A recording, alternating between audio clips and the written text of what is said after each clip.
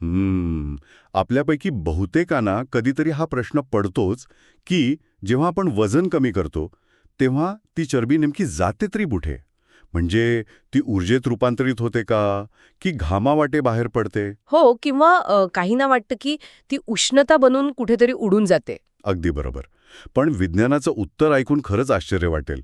आपण ती चरबी उच्छ्वासावाटे म्हणजे श्वास सोडताना कार्बन डायऑक्साईडच्या रूपात शरीराबाहेर टाकतो. अरे वा, म्हणजे श्वास सोडताना आपण अक्षरशः चरबी बाहेर फेकत असतो. हे खूपच रंजक आहे. नक्कीच. आणि आजच्या या सखोल अभ्यासपूर्ण सत्रात आपण एका अत्यंत महत्त्वाच्या संदर्भ साहित्यावर चर्चा करणार आहोत. त्याचं नाव आहे Yog shred, the science of sacred fat loss. बरं, या साहित्यातून खूप नवीन गोष्टी उलगडणार आहेत. हो, कारण आत्तापर्यंत आपल्याला लठ्ठपणाबद्दल एक अतिशय सोपं समीकरण शिकवलं गेलंय. ते म्हणजे कॅलरीज इन विरुद्ध कॅलरीज आउट. म्हणजे आपण किती ऊर्जा खाण्यातून घेतो आणि किती जाळतो याचा नुसता हिशेब. शरीराची तुलना पारंपरिक पद्धतीत एका बँक खात्याशी केली जाते. आत किती पैसे आले आणि बाहेर किती गेले एवढंच मोजलं जातं. पण मला वाटतं ही तुलना पूर्णपणे चुकीची आहे. मग तुमच्या मते योग्य तुलना कोणती असावी? शरीर हे बँक खाते नसून ती एक बांधकामाची जागा आहे. असं समजूया की तिथे कन्स्ट्रक्शन सुरू आहे. कॅलरीज म्हणजे केवळ विटा आहेत आणि आपले हॉर्मोन्स हे त्या बांधकामाचे आर्किटेक्ट आहेत. अच्छा, हे खूप छान उदाहरण आहे. म्हणजे जर आपला आर्किटेक्टच गोंधळलेला असेल. हो, तो जर तणावात असेल तर आपण तिथे कमी विटा पाठवून तो गोंधळ कसा काय दुरुस्त करू शकणार? आतून लागणारा महागाईचा फटका म्हणजे हॉर्मोन्सचं असंतुलन आणि तणावाचा लागणारा टॅक्स, याकडे हे कॅलरीज इन आउट मॉडेल पूर्णपणे दुर्लक्ष करतं. लठ्ठपणा हा केवळ जास्त जेवल्यामुळे होणारा परिणाम नाहीये. बरोबर. तो एक अत्यंत गुंतागुंतीचा चयापचय विकार आहे ज्याला आपण मेटाबॉलिक डिसऑर्डर म्हणतो. हा, हे एक अत्यंत समर्पक दृष्टिकोन आहे. कारण खरं तर आधुनिक विज्ञानाने आता हे पूर्णपणे मान्य केलंय की लठ्ठपणा ही केवळ जास्तीच्या कॅलरीजची समस्या राहिलेली नाही. मग त्यात आणखी काय काय समाविष्ट आहे? हा शारीरिक, न्यूरोएंडोक्राईन आणि मानसिक घटकांचा एकत्रित परिणाम आहे.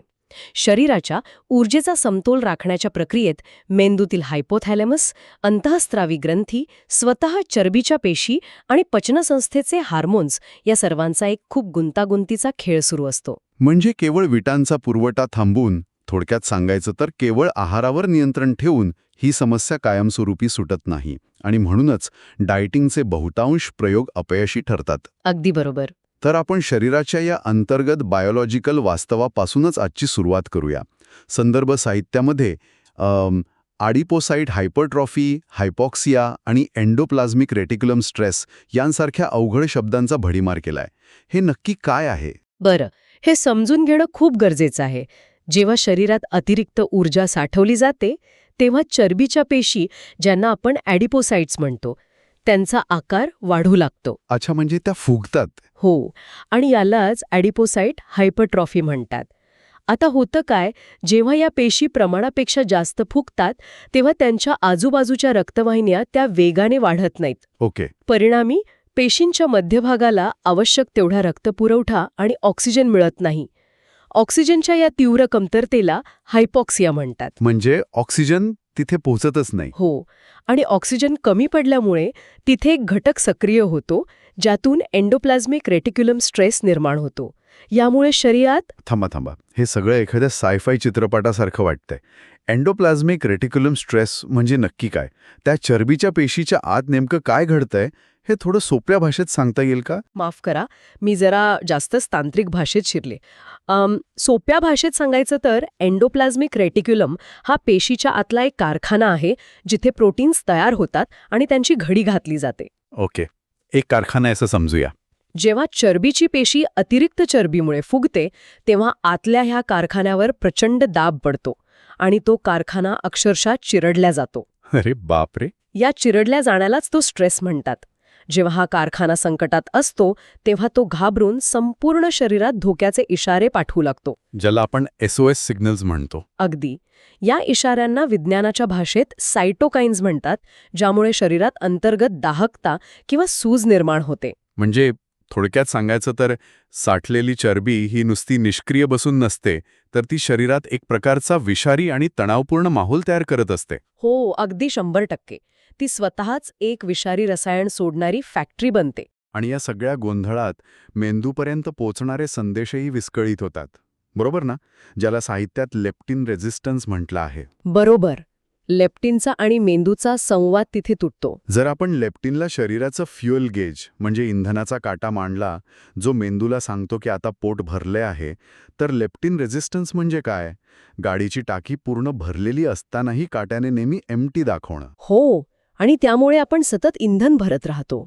हे तर खूपच भयानक आहे. आणि इथे सर्वात लक्षवेधी बाब म्हणजे हीच ती अवस्था आहे जिथे आधुनिक विज्ञान आणि प्राचीन योगशास्त्र एकमेकांना येऊन मिळतात. ते कसं काय? आपण ज्याला लेप्टिन रेझिस्टन्स आणि पेशींच्या पातळीवरील दाहकता म्हणतो ना, प्राचीन योगामध्ये हजारो वर्षांपूर्वीच या अवस्थेला कफदोषाचा प्रभाव आणि मंदाग्नी असं नाव दिलंय. मंदाग्नी म्हणजे पोटातील अग्नी किंवा पचनशक्ती मंदावणं, बरोबर?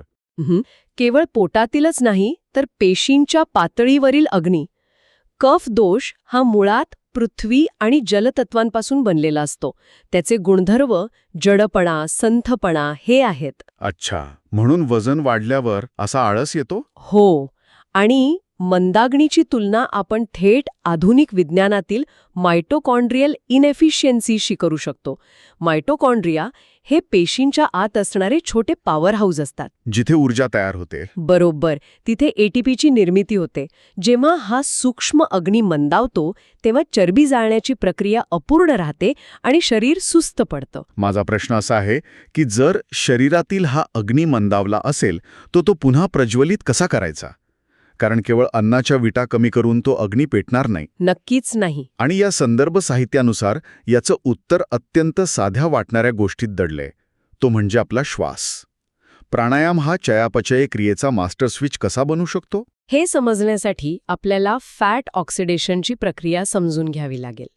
चरबी जाळणं ही पूर्णपणे ऑक्सिजनवर अवलंबून असलेली रासायनिक प्रक्रिया आहे. ओके. चरबीच्या रेणूंमध्ये कार्बनची साखळी असते. ही साखळी तोडण्यासाठी मोठ्या प्रमाणावर ऑक्सिजनची गरज असते. ऑक्सिजनशिवाय चरबीचं विघटन होऊन ती उच्छ्वासावाटे बाहेर पडूच शकत नाही. म्हणजे श्वासाचा थेट संबंध चरबी जाळण्याशी आहे. हो, आणि म्हणूनच भस्त्रिका प्राणायाम इथे अत्यंत महत्त्वाची भूमिका बजावतो. भस्त्रिका म्हणजे भात्यासारखा श्वास. यात वेगाने आणि जोराने श्वास घेतला आणि सोडला जातो. आणि इथेच ही गोष्ट खऱ्या अर्थाने रंजक बनते. म्हणजेच केवळ एका जागी बसून विशिष्ट प्रकारे श्वास घेणं हे प्रत्यक्षात चरबी जाळू शकतं. अगदी. म्हणजे भस्त्रिका प्राणायाम करणं हे विझत चाललेल्या शेकोटीवर जोराने हवा मारून ते पुन्हा पेटवण्यासारखं आहे का? हो, हे अगदी अचूक उदाहरण दिलंत. जेव्हा आपण जोराने श्वासोच्छ्वास करतो तेव्हा आपण रक्तातील कार्बन डायऑक्साईड मोठ्या प्रमाणावर बाहेर फेकतो आणि रक्तामध्ये भरपूर ऑक्सिजन मिसळतो. आणि तो ऑक्सिजन थेट त्या मंदावलेल्या मायटोकॉन्ड्रियापर्यंत पोहोचतो. हो, विज्ञानाच्या भाषेत सांगायचं तर प्राणायाम हा रेस्पिरेटरी कोशंट म्हणजे RQ कमी करतो. एक मिनिट, हा रेस्पिरेटरी कोशंट काय प्रकार आहे? तो कमी झाल्याने शरीराला कसं समजतं की आता चरबी जाळायची आहे? RQ म्हणजे आपण किती कार्बन डायऑक्साईड बाहेर टाकतो आणि किती ऑक्सिजन आत घेतो याचं गुणोत्तर. अच्छा. कार्बोहायड्रेट्स जाळण्यासाठी कमी ऑक्सिजन लागतो, त्यामुळे तेव्हा RQ जास्त असतो. पण चरबी जाळण्यासाठी प्रचंड ऑक्सिजन लागतं. ओके, म्हणजे जेव्हा आपण भस्त्रिका करतो तेव्हा आपण शरीराला भरपूर ऑक्सिजन पुरवतो. यामुळे मायटोकॉन्ड्रियामधील रासायनिक वातावरण बदलतं. शरीराला सिग्नल मिळतो की आता भरपूर ऑक्सिजन आहे, त्यामुळे कठीण चरबी जाळायला सुरुवात करूया. हे अप्रतिम आहे. केवळ श्वासाच्या दाबाने आपण शरीराचं इंधन बदलू शकतो. आणि मग कपालभातीबद्दल काय? वजन कमी करणाऱ्यांमध्ये ते खूप लोकप्रिय आहे. भस्त्रिका जर शरीरात ऑक्सिजन भरण्याचं काम करत असेल तर कपालभाती ही एक प्रकारची यांत्रिक प्रक्रिया आहे. यात पोटाच्या स्नायूंचा जलद गतीने आकुंचन केलं जातं. त्यामुळे पोटाला एक प्रकारचा मसाज मिळतो ना? हो, यकृत, स्वादुपिंड, आतडी यांना तीव्र मसाज मिळतो. तिथला रक्तपुरवठा सुधारतो. शिवाय या सततच्या आकुंचनामुळे बेसल मेटाबॉलिक रेट म्हणजे BMR वाढतो. म्हणजे प्राणायाम थांबवल्यानंतरही शरीर जास्त कॅलरीज जाळत राहतं. अगदी तसंच. पण मगाशी आपण तणावाचा टॅक्स असा उल्लेख केला होता. तणाव आणि लठ्ठपणा यांचा खूप जवळचा संबंध आहे. तणावामुळे पोटाची चरबी वाढते हे आपण अनेकदा ऐकतो. यावर प्राणायाम कसा उपाय ठरतो? तिथे अनुलोम विलोम किंवा नाडीशोधन प्राणायाम काम करतो.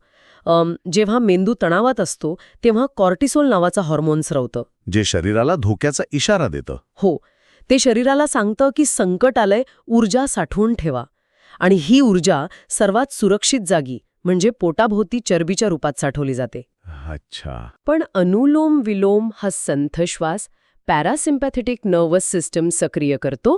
यामुळे कॉर्टिसोलची पातळी तात्काळ खाली येते आणि शरीराला संकट टळलंय असा संदेश मिळतो. आणि एकदा कॉर्टिसोल कमी झालं की इन्शुलिन सेन्सिटिव्हिटी देखील सुधारत असेल. हो, ती खूप लक्षणीयरित्या सुधारते. श्वासाच्या माध्यमातून आपण भरपूर ऑक्सिजन पोचवला आणि हॉर्मोन्सना शांत केलं. आता आपण हालचालीकडे वळूया. शरीरात साचलेली आणि सर्वात धोकादायक मानली जाणारी पोटाची चरबी कमी करण्यासाठी आसनांचा कसा उपयोग होतो? या साहित्यात उभ्या राहून करायच्या आसनांना चयापचय क्रियेचा पाया म्हटलंय. हो, ते कसं काय? कारण उभ्या राहून करायची आसनं शरीरातील सर्वात मोठ्या स्नायूंना जसं की मांड्या आणि पाठीचे स्नायू कामाला लावतात. उदाहरणार्थ सूर्यनमस्काराची 8 ते 12 चक्रे सलग केल्याने हृदयाची क्षमता प्रचंड वाढते. आणि त्रिकोणासनासारख्या आसनामुळे यकृत आणि स्वादुपिंड उत्तेजित होतात. थांबा. हे मला अजिबात पटत नाहीये. का बरं? जर एखादी व्यक्ती प्लँकमध्ये केवळ एकाच जागी स्थिर उभी आहे, तिला घाम येत नाहीये, तिचा श्वास वाढलेला नाहीये, तर नुसतं जागीच राहून पोटाची चरबी कशी काय जळू शकेल? धावण्याला हा पर्याय कसा असू शकतो? आज रासकुस संशय आहे. धावण्यामुळे नक्कीच कॅलरीज जळतात, पण प्लँकमध्ये जे होतं त्याला आयसोमेट्रिक कॉन्ट्रॅक्शन म्हणतात आणि त्याचं विज्ञान थोडं वेगळं आहे. म्हणजे हालचाल न करता स्नायू काम करतात. हो, तुमचे स्नायू गुरुत्वाकर्षणाविरुद्ध शरीराला स्थिर ठेवण्यासाठी प्रचंड ऊर्जा वापरत असतात. नौकासर आणि प्लँक हे पोटाच्या अत्यंत खोलवर असलेल्या ट्रान्सव्हर्स ॲब्डॉमिनस या स्नायूंना सक्रिय करतात. अच्छा. हे स्नायू टाईप 1 स्लो ट्विच फायबर्सने बनलेले असतात, जे ऊर्जेसाठी पूर्णपणे चरबीवर अवलंबून असतात. शिवाय या आसनांमुळे पोटातील अवयवांवर एक यांत्रिक ताण येतो. मगाशी आपण बघितलं की विसेरल फॅट ही केवळ पोटावर साठलेली निर्जीव चरबी नसते, ती दाहकता निर्माण करते. बरोबर. जेव्हा आपण आयसोमेट्रिक कॉन्ट्रॅक्शनने या भागाला पिळतो तेव्हा तिथला रक्तपुरवठा वाढतो आणि साठून राहिलेले विषारी सायटोकाइन्स तिथून बाहेर फेकले जातात. म्हणजे केवळ कॅलरीज जाळण्यापेक्षा त्या धोकादायक चरबीच्या पेशींमधील दाहकता यांत्रिक पद्धतीने पिळून काढणं जास्त महत्वाचं आहे. अगदी. आणि यामुळे पोटाचा घेर कमी होतो. तो अगदी थोडा जरी कमी झाला तरी आरोग्यात प्रचंड मोठी सुधारणा होते. आता आपण आहार आणि सजग भोजनाकडे येऊया. आपण चरबी जाळण्याची यंत्रणा समजून घेतली. पण हे संतुलन टिकवून ठेवायचं असेल तर आपण शरीरात काय आणि कसं टाकतो यावर सगळं अवलंबून असतं. हो, योगिक आहारानुसार अन्नाचे 2 मुख्य प्रकार सांगितले आहेत, सात्विक आणि तामसिक. सात्विक आहार म्हणजे जे अन्न ताजे, नैसर्गिक आणि फायबरयुक्त असतं. यात फळं, भाज्या यांचा समावेश होतो ना? हो, हे अन्न पचायला हलकं असतं. याउलट तामसिक आहार म्हणजे प्रक्रिया केलेलं, तळलेलं आणि शिळं अन्न. हेच ते अन्न आहे जे मगाशी आपण चर्चा केलेल्या पेशींमधील स्ट्रेसला खतपाणी घालतं. बरोबर. पण योगामध्ये अन्नाच्या प्रकाराइतकेच अन्न कसं खाल्लं जातं यालाही अनन्यसाधारण महत्त्व आहे. आणि इथे मिताहार ही संकल्पना येते. हो, मिताहार. अर्धे पोट अन्नाने भरणे, पावभाग पाण्यासाठी ठेवणे आणि उरलेला पावभाग पचनासाठी रिकामा सोडणे. म्हणजे हे प्राचीन काळातील पोर्शन कंट्रोलच आहे. अगदी तसंच. पचनासाठी पावभाग पोट रिकामं ठेवणं हे वॉशिंग मशीनमध्ये कपडे धुताना थोडी जागा रिकामी सोडण्यासारखं आहे ना, जेणेकरून कपडे आतल्यात व्यवस्थित फिरू शकतील. मशीन पूर्ण भरली तर कपडे धुतलेच जाणार नाहीत. हे अगदी योग्य उदाहरण आहे. पण जर आपण याचा व्यापक विचार केला तर इथे एक महत्वाचा जैविक फरक आहे. वॉशिंग मशीन फक्त कपडे घुसळते आणि पोटात ती रिकामी जागा पाचक रसांसाठी आणि रासायनिक विघटनासाठी आवश्यक असते. जर पोट पूर्ण भरलं असेल तर हे विघटन पूर्णपणे थांबतं. शिवाय अन्नाचं पचन केवळ पोटात नाही तर मेंदूतही होत असतं. जेव्हा आपण पूर्ण लक्ष देऊन सावकाश जेवतो तेव्हा लाळेतील एन्झाईम्स काम करतात आणि सावकाश जेवल्यामुळे कोलेसिस्टोकायनिन आणि पेप्टाइड वाय यांसारख्या तृप्ती निर्माण करणाऱ्या हॉर्मोन्सना तयार व्हायला वेळ मिळतो. अच्छा, म्हणजे हे हॉर्मोन्स मेंदूला सांगतात की आता पोट भरलंय. हो, आणि या हॉर्मोन्सचा संदेश मेंदूपर्यंत पोचायला साधारण 20 मिनिटे लागतात. घाईघाईत किंवा टीव्ही पाहताना 5 मिनिटात जेवल्यास हा संवाद तुटतो. आणि आपण गरजेपेक्षा जास्त खाऊन बसतो. म्हणजेच सजगतेने खाणं ही एक जीवशास्त्रीय प्रक्रिया आहे. बरं, हे उपाय प्रभावी आहेत, पण हे सर्वांसाठी एकाच मापाचे नक्कीच नाहीयेत. चुकीच्या पद्धतीने योग केल्यास तो अपायकारकही ठरू शकतो. हे अत्यंत महत्वाचं आहे. योगासने सुरक्षित असतात, पण प्रत्येकाची शारीरिक स्थिती वेगळी असते. उदाहरणार्थ, गर्भावस्थेत वजन कमी करण्यावर भर अजिबात नसावा. तिथे आराम आणि स्थिरतेला महत्त्व दिला पाहिजे. पोटावर दाब देणारी आसने टाळावीत. आणि ज्यांना अतिलठ्ठपणाची समस्या आहे त्यांच्यासाठी काय काळजी घ्यावी? अतिलठ्ठपणामुळे सांध्यांवर आधीच प्रचंड ताण असतो. अशा वेळी उभे राहून करायची आसने करण्याऐवजी खुर्चीचा आधार घेऊन चेअर योगा करावा. आणि हृदयाचे आजार असलेल्या व्यक्तींसाठी त्यांनी अत्यंत सावधगिरी बाळगावी. श्वास रोखून धरणं आणि भस्त्रिकासारखे जलद गतीचे प्राणायाम त्यांनी टाळावेत. त्याऐवजी संथ प्राणायाम करावेत. सुरक्षितता ही नेहमीच पहिली प्राथमिकता असली पाहिजे. आता आपण या साहित्याच्या सर्वात वैचारिक भागाकडे वळूया. वजन कमी करण्याचा आध्यात्मिक दृष्टिकोन. हो, हा खूप सुंदर भाग आहे. आजवर आपण वजन कमी करण्याकडे एक प्रकारची शिक्षा म्हणून पाहत आलो आहोत. आपण स्वतःच्या शरीराचा द्वेष करतो, पण योगामध्ये ह्याला तपस म्हटलं आहे. यामुळे एक प्रश्न निर्माण होतो. क्रॅश डाएट किंवा कठोर व्यायामाचे परिणाम तात्पुरते का असतात? कारण ते भीतीच्या किंवा स्वतःबद्दलच्या रागाच्या भावनेतून केलेले असतात. आणि रागातून व्यायाम केल्यावर शरीरात पुन्हा कॉर्टिझोल वाढतं. अगदी. योगिक पद्धत ही तीव्रतेपेक्षा सातत्यावर भर देते. तपस म्हणजे स्वतःला शिक्षा देणं नव्हे, तर ती एक शुद्धीकरणाची प्रक्रिया आहे. शरीर हे एक मंदिर मानलं पाहिजे. तर या सगळ्याचा अर्थ असा होतो की आजकालच्या जगात जिथे नो पेन नो गेन शिकवलं जातं, तिथे शिस्त म्हणजे स्वतःवर प्रेम करणं आहे. हो, हा दृष्टिकोन खूप दिलासादायक आहे.